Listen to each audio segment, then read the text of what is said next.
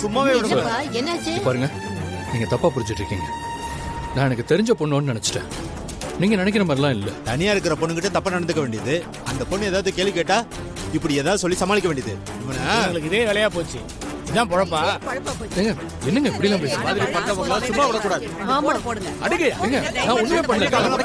இருங்க, தெரிஞ்ச பொண்ணு தான். நான் ஒண்ணுமே பண்ணல. என்னடா பாக்குற? நீங்க ஓடுங்க. அடிச்சதே என்னையா கூட்டாங்க? என்ன பிரச்சனை?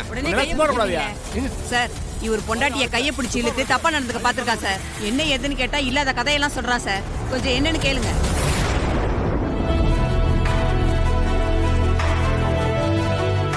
சார், இவங்கெல்லாம் சொல்ற மாதிரி இல்ல சார். நான் எனக்கு தெரிஞ்ச பொண்ணை தேடி வந்தேன். அது இவங்கள மாதிரி இருந்ததுனால கூப்பிட்டேன். மத்தபடி ஒண்ணும் இல்ல சார். கல்லுமா தம்பி, காலையில ரெஸ்டாரண்ட்ல பார்த்தவங்க தானே நீங்க? ஆமா சார், நான் தான். உங்க கூட வந்த அந்த பொண்ணு எங்க காணோம்? அந்த பொண்ணை தான் சார் நானும் தேடிட்டு இருக்கேன். தம்பி, அதுவும் பொண்டாட்டி தானே?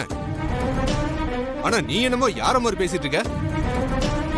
அது அப்படிலாம் இல்ல சார். இப்பதான் கல்யாணம் ஆச்சு.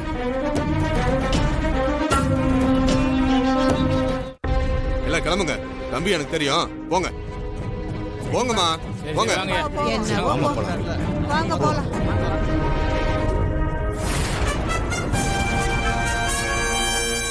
கல்யாணம் ஆன புதுசுலயே பொண்டாட்டி தொலைச்சிட்டு நிக்கிற? சரி, உங்க ரெண்டு பேருக்கும் வேற ஏதாவது பிரச்சனையா? இப்பெல்லாம் நடக்கிறது எதுவுமே சரியில்லை.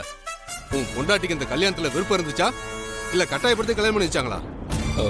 சார், அப்படிலாம் எதுவும் இல்லை சார். சரி சரி, நீ வந்து போலீஸ் ஸ்டேஷன்ல உன் பொண்டாட்டி கண்ணோட ஒரு கம்ப்ளைண்ட் கொடுத்துரு. ஷிஷோ, போலீஸ் கம்ப்ளைண்ட் கொடுத்தா வீட்டுக்கு விஷயம் தெரிஞ்சிருமே. சார், அவங்கள நான் போய் தேடி பார்க்குறேன். கிடைக்கலனா அப்புறம் வந்து கம்ப்ளைண்ட் கொடுக்குறேன் சார். சரி, நீ சொல்றதும் சரிதான். உன் ஃபோன் நம்பர் கொடு. ஃபோன் நம்பரா? சார், கொடுப்பா. அந்த பொண்ணை பார்த்தா உனக்கு தகவல் கொடுக்க வேண்டாமா?